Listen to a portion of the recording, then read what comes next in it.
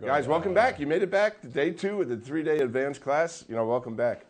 I'm going to try a little exercise. I'm going to try something a little different. I never tried this before. I want to see how it works. I want you guys to think about for a few seconds to yourself, what was the one thing that really stood out from yesterday's class? And I want you to write it down in that book. So take, a little moment here, get your little red notebook out, and think of something memorable that you really, sticks out in your brain from yesterday's class. And just let's spend a minute just scribbling that down. Please don't read your notes. I want you to go from memory. All right? No, I want you to go from memory. This is what. Okay, I want you to go from memory. I don't want to fail. Maybe I should have. Just from your memory, one thing that really sticks out in your, that really sticks out. Is everybody finished? My aha moment was tagging people to take over their pages. Tagging people to take over pages. Yeah, for that moment, that's a great trick that David had with, I could tag the guy number 1 on Google and say, Sean's Carpet Care recommends so-and-so Carpet Care. All right. Amelia? My aha moment was making the connection between keywords that are, I guess, selling or advertising keywords and keywords that are traffic generating. Anything in particular from that exercise that stuck out in your mind? That example that you gave on your own website, how writing articles for traffic ticket dismissal or beating a traffic ticket led to tons of sales for radar detectors. Okay. I mean, that's a huge bridge to cross. Right. Can you give the mic to Samantha? Samantha, what sticks out in your mind from yesterday's? The root words, actually, the whole baby carriage thing. Okay. I think I went home and probably talked to my husband for about 2 hours after his eyes started to glaze over. I was totally intrigued because it never occurred to me before. Okay. Using the root words to drive a different set of traffic, kind of subliminally. Okay. And let me grab the mic and bring it over to this side here. You weren't here yesterday, so you're excluded. Sure, it was a fabulous class. That was a great class. The one thing that stuck out for me was the inside link building and working with David, because I was here till like 6:30, 20 to 7, and starving, by the way. Okay. Flew up that road to get to the nearest restaurant. And of how to take the page, like if we had the brands page and went to that specific brand, and then to link back to the manufacturer's page and then link up to the home page, and he was showing me how it all plays out. I actually bought a larger notepad here today. I wanted to redraw it out. And, that's real important to me, and when we did the site review, and so I could kind of see how the other competitor did his, because he kind of did his the same way. And it ranks really high, so I want to do that with mine. So that was like the most important thing for me yesterday. Very cool. So. Alicia? One thing that really sticks out in your mind from yesterday's class is how detailed the SEO really is. How much is involved, and it's like dominoes. This thing affects that thing, and how it really matters. The small things really matter. That's huge. All right. One thing that really stuck out in my mind is the fact that you said, out of everything in the 8 steps, the keywords is one thing that you never outsource. It's something you always do yourself, because if you screw that up, everything else is screwed. All right. So. Tom? I think most of David's deal on usability, that was all really good stuff, and really important for everybody to really, having visitors to your site is one thing, and engaging them in some kind of a dialogue and a conversation instead of just, shouting out, buy now, and having some, some thoughtfulness going into your design is, I think, really important, and I appreciated that part of it. Okay, can you shut the mic off? There's 2 reasons I did this exercise this morning. All right, one, to reinforce what you guys, we discussed yesterday, if there was any questions. But I was surprised by the kind of the questions a little bit. I was expecting more of a response from Emilio about the baby carriages thing. Typically, when just think of it, you go to a seminar or a webinar or something like that, and what are you able to remember? Okay, all this stuff going by, right? And maybe a little piece of it. And the same thing when you go to a website. What do you remember from? Do you remember the details, really, from that website? What do you remember? Are the stories. Okay? So maybe I rephrased it wrong, but I was expecting more of a response like from I remember that baby carriage thing, how you related it, and also there. Because when you relate things in stories, if you could relate things in stories on your website, and people could actually live through the story, that's going to be more memorable than going to a website where you got lots of facts, figures, and just bombarded with data. Does that make sense? So thinking back to what you took away from this class yesterday, was that related in any way to a story that was told, Sean? Well, with the Facebook thing, the tagging, was that related to David's story about how he tagged the politicians? Yeah. Okay. Do you see? Yeah, no, I understand that. I'm looking from a local perspective a lot right now. Okay. So the storytelling is like Pet Urine. I have a story about Pet Urine, but for the front page, it's different. Yeah, we do that all the time. We do a lot of storytelling. But I'm just trying to come up with an example of the storytelling, bringing the storytelling into your content. No, I get that. Okay. And for your radar detectors, it also makes me think of Eben. It also makes me think of Eben Pagan. I'm sure you know who he is. Yeah. Yeah, he does a lot of storytelling with his copies that he puts out. They're long. I mean, his newsletters. So, but anyway, no, that's a great point. That's a really great point because it makes a connection. It makes a connection. You're able to identify. And the good thing about stories, they become legends. And people tell the story. Tell the story over, and the story gets inflated. About boom. Yeah, Radar Roy. Who the hell knows who? Anyway, it gets inflated. Who you are exactly, because it becomes legend. South Dakota. So just think about how you could spin your brand, because we're telling a story about our brand, you're telling a story about your brand, what you do, or whatever you're doing. Laura, tell a story about why you're the best broker in Wickenburg. So people can relate to you, because people relate to people, not things. They rather relate to people. Sometimes a story can be unrelated. Uh-huh. And this is where famous athletes can sell anything. Why is Nike always pursuing an athlete in something that's unrelated? So sometimes your story doesn't have to be in your niche. If you're a famous rock star, it doesn't matter what you're selling, some people are going to buy it. So if you're struggling with your story, don't just say, well, I've got to think of how I can be the famous realtor. Your story may be how you are the most giving or interacting in your community, or how you're known that you ran the fastest 5K marathon this year in your community, or whatever that story is. It can be totally unrelated, but as long as you apply it into your messaging, it'll work. That's like the political story. Well, the political story wasn't about Facebook as much as it was taking over and using it. So it doesn't have to be totally related, but just think of that. How can I use something else? I try to think of that for realtors for one thing. Who cares? You have 10 realtors in your community. They're all doing the same thing. Think of something that's totally unrelated that you can apply into your market. And really, how I'm trying to relate this, radar detectors. My competitors sold the features. X-band, K-band, all this electronical goop, gunk that didn't make sense to probably about 80 or 90% of the audience. Super diehard receiver and this and, coiled cigarette cord. They just wanted to know what the benefit was. Was it going to save them from getting a ticket so they can drive like the sports car driver in their Porsche on the freeway? So you see how I was able to be successful and not focusing on the features so much. Because people aren't really interested in the features of your product. Because your features are pretty much the same as everybody else. I mean, let's face it, guys. There's probably lots of other people that are teaching SEO training throughout this country. All right? I don't feature these features. You look at what we're doing here and promoting this. We're promoting the brand. We're promoting the camaraderie. I mean, David and I commented yesterday. We were just amazed yesterday looking at the camaraderie that's formed between you guys. You were all friends. Think about it.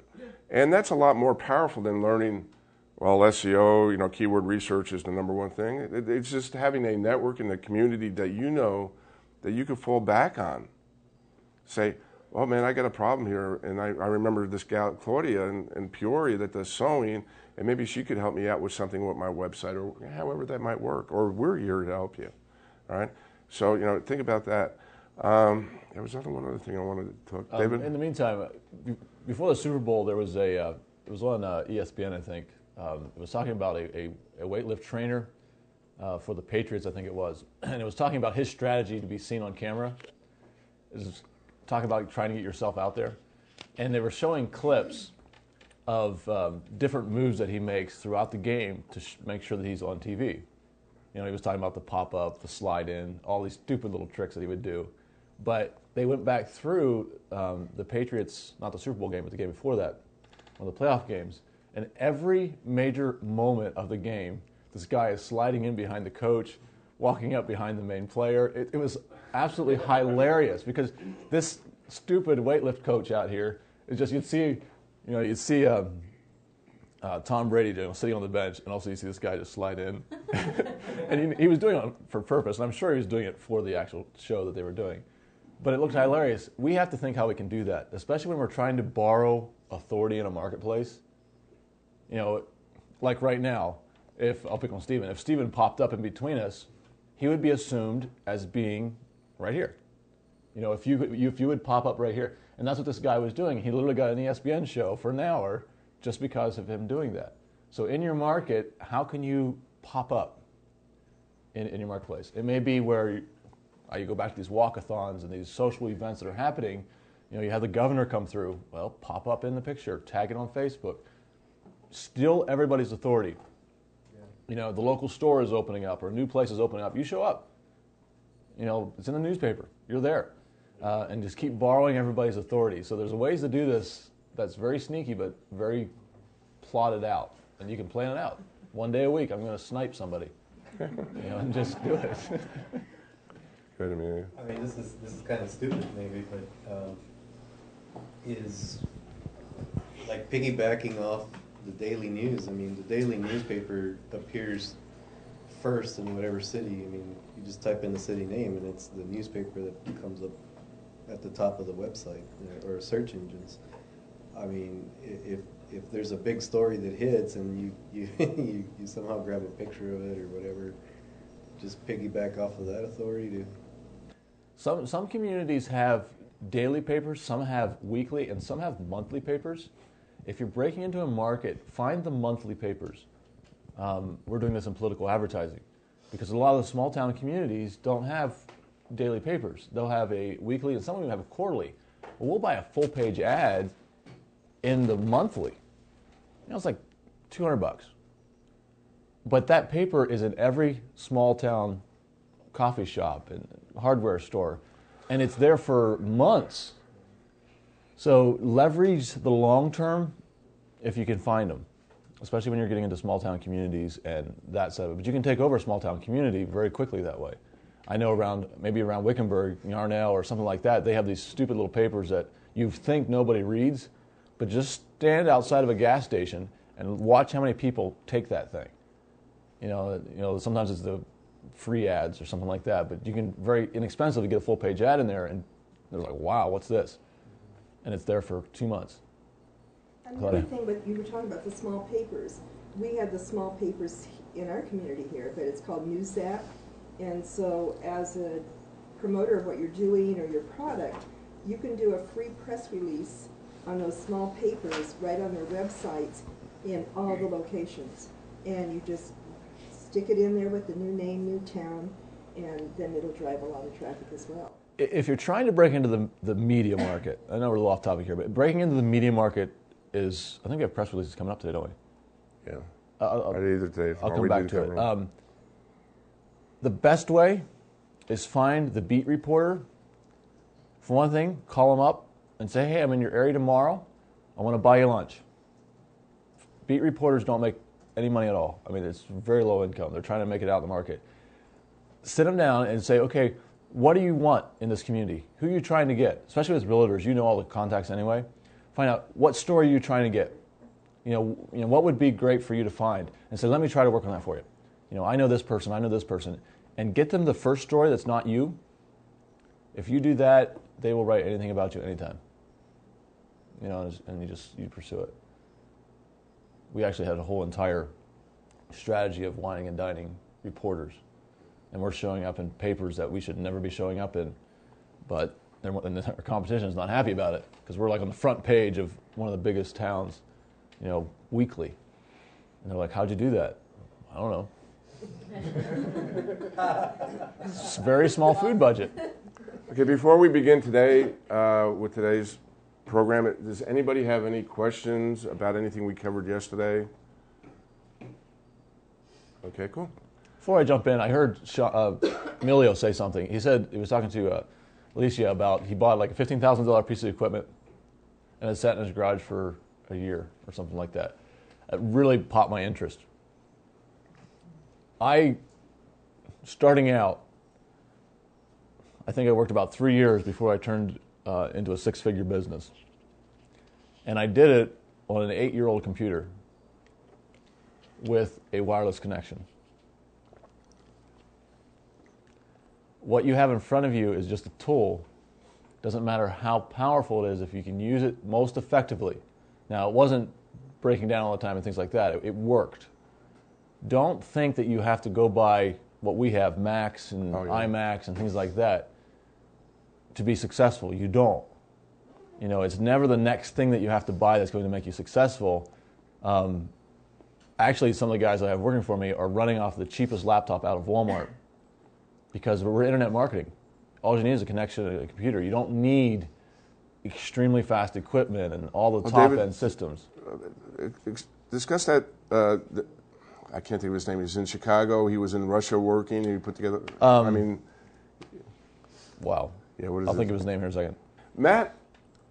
We have a mastermind group, and we have it on hold right now. Basically, the mastermind is that we have an interview process, and I had hundreds of people apply for it.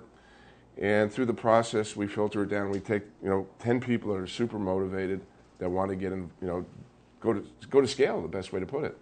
And Claudia was a member. Matt was a member, and Matt had a really interesting story. Matt had been working for an IT company in Chicago, I believe it was, wasn't it? It was somewhere. He was in UK for a while. Well, yeah, it was in the UK. I'm sorry, it was in the UK. He started off, and he just said, "I'm just tired of living here in this flat. I'm going to go someplace in Russia." It was some small little town in Russia. And his boss never knew about it. I mean, the company he worked for was right around the corner. And he was there for 6 months, and they always assumed he was working around the corner. And he was just a little laptop, a little wireless, really crummy wireless connection. Finally, one day they said, "We need you to come in today." Well, it's going to take me about a week to get there.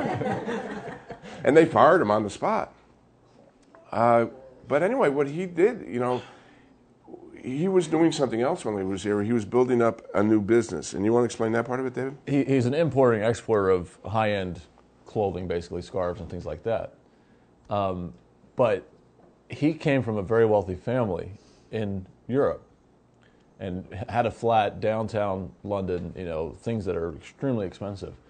He basically sold and liquidated everything and came to Chicago and is living in a very small one-bedroom apartment right off the mile. It's not the best area. The worst area in Chicago, actually. I mean, it's not that good, but he knows what he's doing. And then he sold everything, started importing and exporting, and figuring that all out and building out his company. He's building out a beautiful company that's absolutely, it's a multi-million-dollar company, and he's doing it with a laptop wireless connection. But he understands the dream. Now he's hired, I think it was by Sears, to run their marketing department. And there's another long story on that I will go in off camera. But it's interesting what he has done from a very simple system. So don't get bound down by, well, if I just had this tool, if I just had that tool, you don't need it. You don't need it. And one thing I mentioned at the 2-day class, I so often I see these internet marketers. Well, I got to get this tool of the month club. I got to go out and spend $50 or $100 because they say this tool is so magnificent because it makes my job. Bullshit. All right? You see the tools we use. All right? we don't go after the tools of the month. I'll show you one tool that you might want to consider, but don't buy it. I'll explain it when we get there. But anyway, don't get caught up in this whole thing that you have to go out and buy, because you don't need it. We use Google Keyword Tool 98% of the time. It's a free tool. And the other Google tools. So, don't get caught up in that whole thing. Ready to begin? Mm-hmm. Cool. All right, this is day 2 of the advanced 3-day class. And we'll skip that. And again, we're just going to review this part of it. This comes from our SEO roadmap. This is the foundation that this entire 3-day module advanced class is based upon. Remember the keyword research. You said it. Don't do what with keyword research? Don't outsource it. Don't outsource it, because if you screw this up, everything else is screwed up. Okay. Write content for the human reader. All right. Storytelling is like the way I like to put it. Mild rewrite for the search engines. Place your pages out for indexing. Monitor and benchmark your progress. Google Analytics, Google Webmaster Tools. Work in a range of pages. Don't get stressed out and say, I got 1,000 keywords I got to do this month. Pick out 5 or 6. Your website architecture. You have a good website architecture where you can work from. We saw that sort of an example yesterday during our site reviews. Doing some backlinking, getting some backlinking, and getting even on your own site. Getting the backlinks, the power of on-page optimization and then off-page optimization. Now, what we're going to be talking about, the first part of this morning is called latent semantic indexing.